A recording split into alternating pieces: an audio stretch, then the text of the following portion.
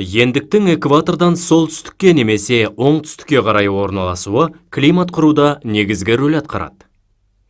Жердің еңістігі арқасында күн экваторды полюстерге қарағанда қаттырақ қыздырады.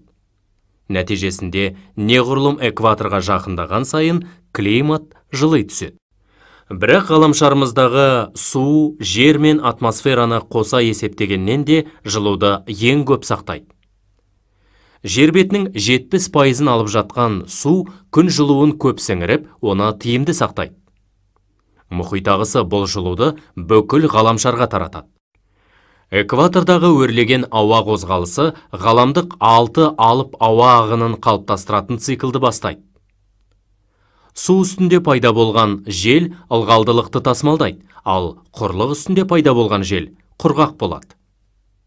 Бұл дегеніміз, жел ылғалдылық пен жылуды ғаламшарымызға біркелкі таратып, жергілікті жер климатын тұрақтандырады. Биіктік теңіз деңгейінен есептегендегі ұзындық. Биіктеген сайын ауа жұқарақ болып, жылуды жұту және ұстау қасиеті азаяды.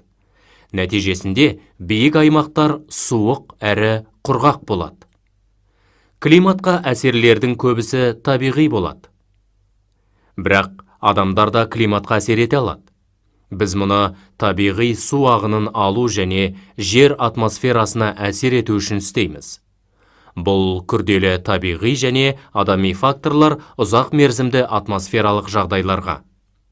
Біздің ғаламшарымызды сипаттайтын ерекше климаттық белдеулерді қалыптастыру арқылы әсер етеді.